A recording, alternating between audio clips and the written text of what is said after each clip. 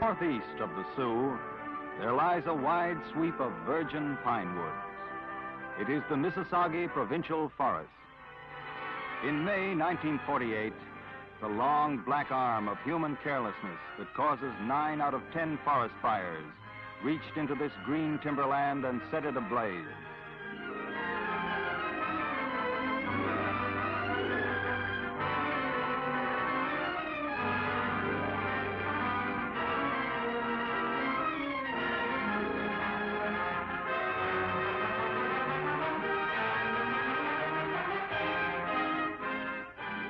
And the blaze grew, fanned by hot, dry winds, and became a roaring, raging, greedy inferno. For 2 months it lashed through these green northlands, laughing at the men who strained night and day to control it.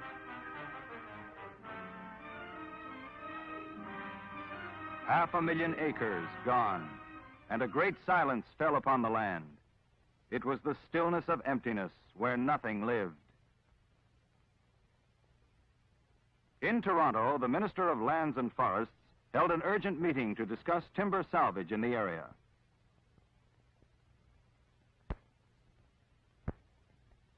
$230 million feet of white pine, 81 million feet of red pine, and millions of feet of jack pine and spruce were estimated to have been in that area. Some of this timber would be left standing. Harold Scott, Minister of Lands and Forests, demanded action. Millions of boring insects would soon attack the good trees.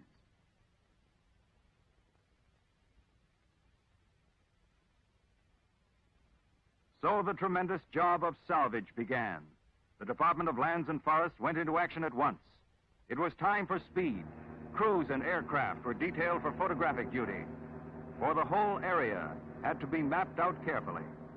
It was necessary to know the condition, quality, amount, and accessibility of the scorched but standing timber.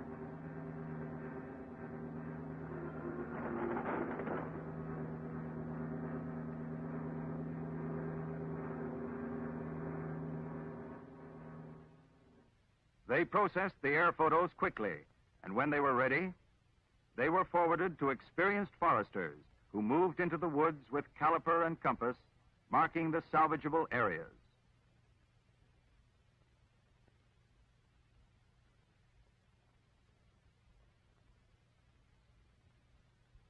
Those areas which could be saved were marked on each photo.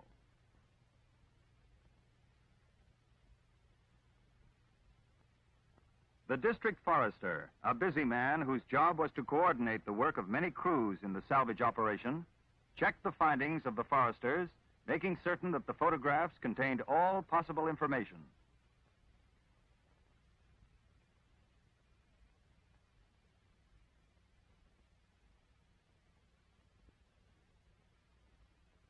Once the details were checked, the photographs were sent by air to Toronto, where skilled map workers translated their details to a master map.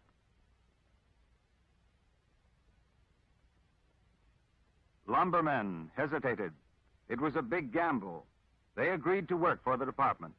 They, too, had to act fast. There was much to be done, and already the scorched woods beckoned for action. Their time was drawing close. For on the scene appeared woodpeckers, warning woodsmen that wood-destroying worms were beginning their deadly attacks. In a short time, these insects could eat the hearts out of sound trees.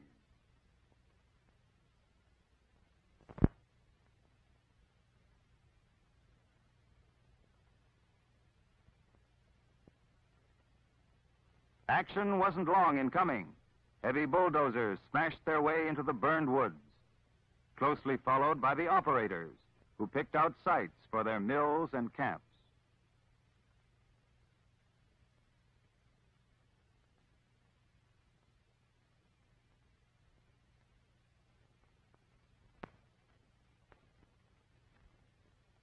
Work on the mills was started as soon as possible, and 40 below zero weather only slowed the work slightly.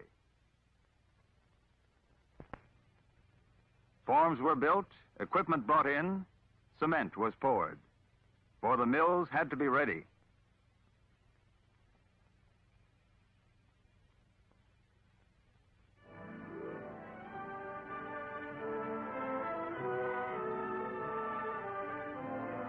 At the same time, logging began to supply the material for the mills and camps. Expert woodsmen sent their axes deep into the pine wood.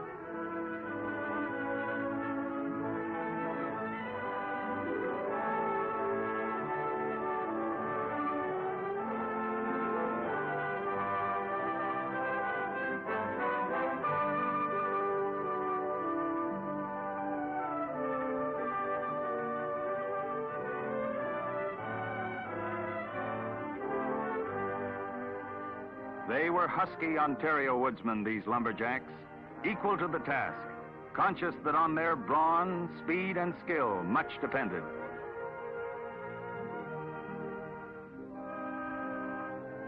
It took them only minutes to chop and cut through some of the biggest pines in Ontario.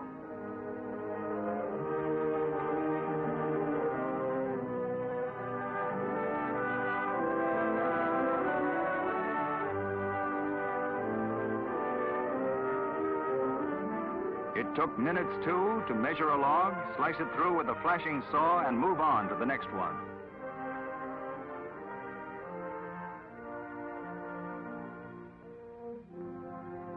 The department scalers measured and checked the logs as fast as they were cut.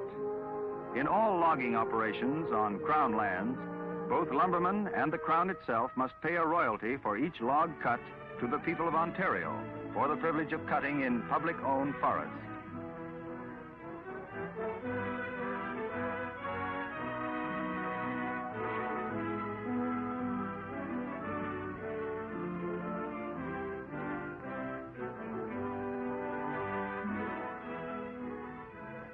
As the logs were harvested, the work of moving them went on.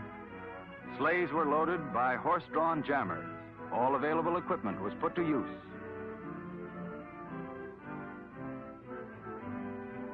The efficient and spectacular drop loaders helped to speed up the work of piling timber on the sleighs for the ride to mill and stockpile.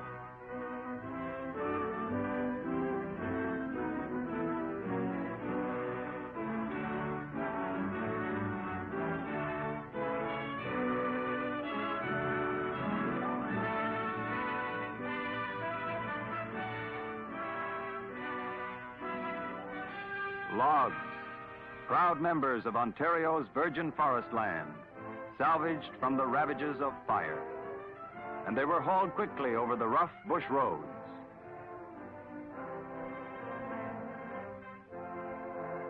Water-filled sleighs laid a pavement of ice to speed their passage, and the forest rode to the mill.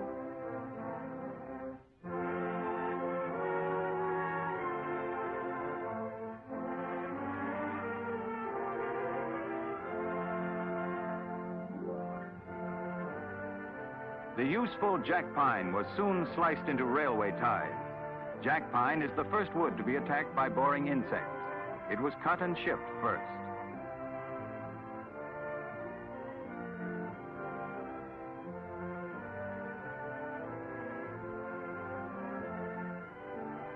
But jack pine wasn't only cut for ties. From jack pine came the lumber that would clothe the big mills to come. Mills that would saw the more valuable red and white pine for the market.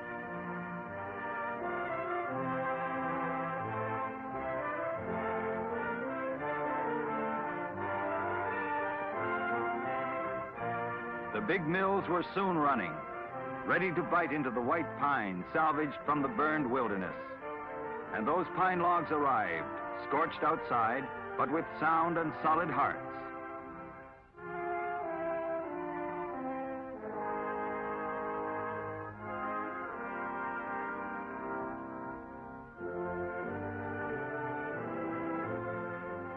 The logs were frozen through and could not be sawed, as the frozen wood caused the band saws to deflect. Sections of the lake were boarded off and heated by blasts of live steam shot into the water.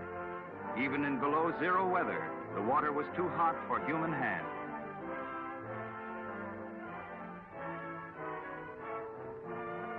The logs were soon thawed enough for cutting.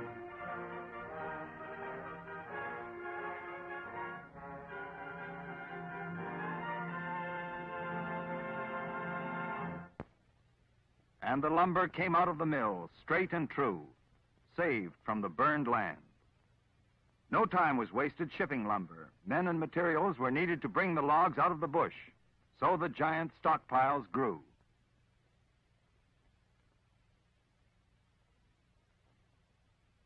And on the lake and river, thousands of logs awaited the spring thaw that would send them tumbling into water where they would be safe from the destructive insects.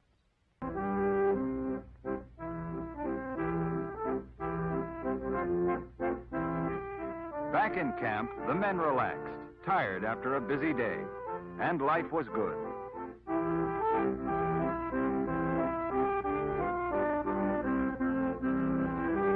And behind the scenes, the inner man was being looked after, for hardy bushmen are a hungry lot.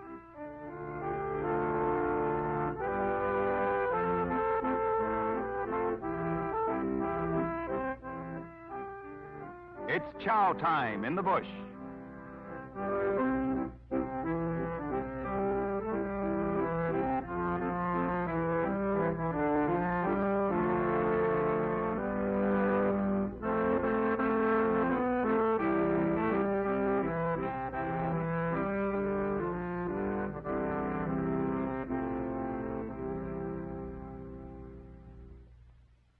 Then spring released the frozen waters of the Mississagi. But the beautiful Aubrey Falls was a menace. Its jagged rocks had splintered and smashed countless logs before.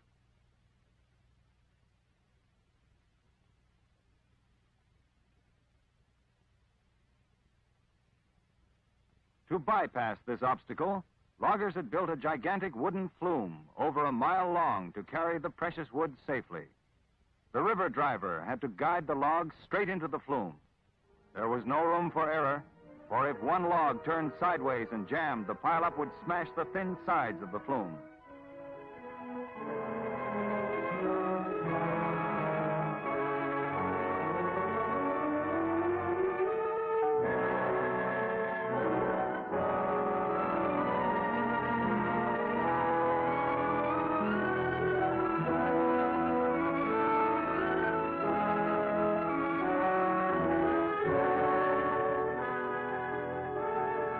And there was danger on the river, too. Those heavy logs could come up under river drivers' boats and crush them easily. But the drive was on.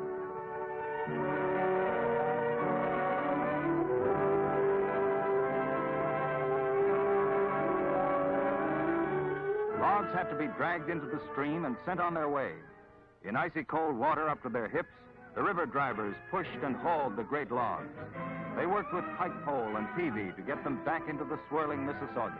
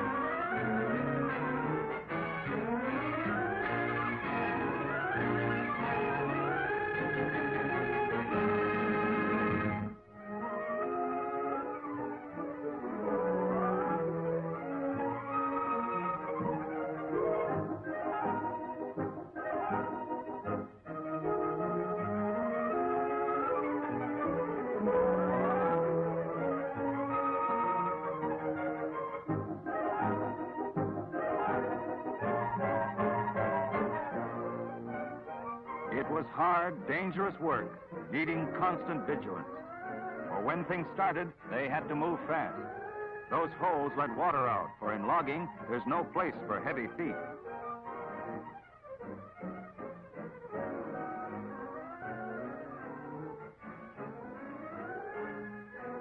Braving the treacherous waters in their pointers, Ontario's river drivers are heroes of our Northland.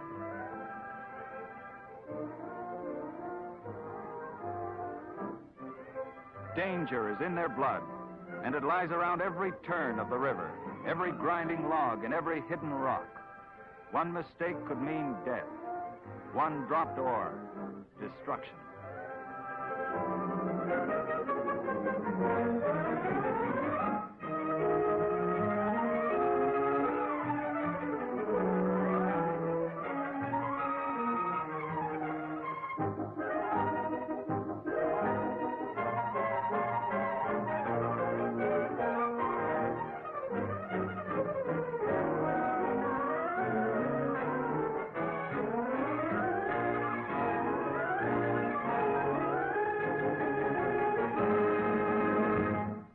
Down the river, bulldozers came to help the drivers. Their power made short work of the masses of logs that piled up on shore.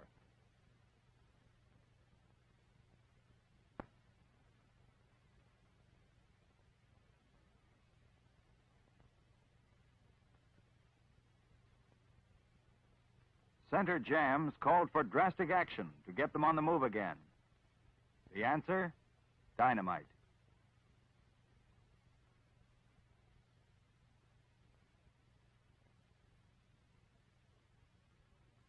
Expertly placed to give the most telling force, dynamite blasted the knot of jammed logs, loosening their grip on each other, setting them free at last, on their march to the mill. From the mill, the next problem was the market, for the Department of Lands and Forests had the responsibility of selling millions of feet of choice pine lumber in a way that would not flood the market. Great concentration yards were built at North Bay, where the lumber was sent out through regular trade channels. By spring of 1950, the Department of Lands and Forests had salvaged 200 million feet of lumber in the form of logs.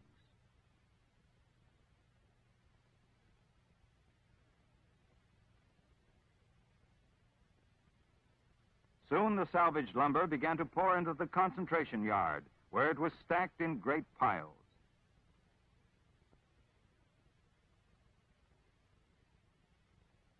By June 1950, a shortage of dressed lumber was being felt in the great cities of Ontario, and the gap was filled. And throughout Ontario, much construction was in progress. Warehouses, factories, schools, whose building depended on lumber, were springing up across the province.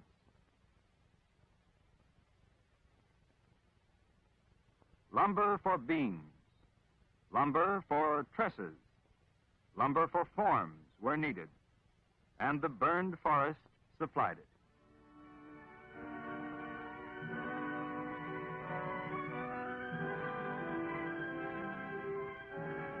Out of the smoke and destruction came millions of feet of Ontario pine lumber. Lumber for homes, whole roads, whole streets, whole towns. The burned land gave up to salvage enough sound lumber to build more than 16,000 homes.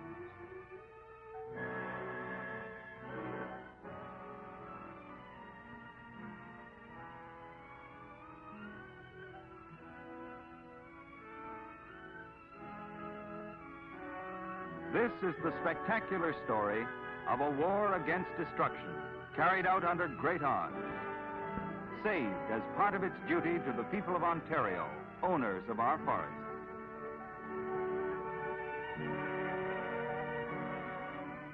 It is the fulfilling of the responsibility to Ontario by its own men of the woods, the Department of Lands and Forests, who brought homes from out of the smoke.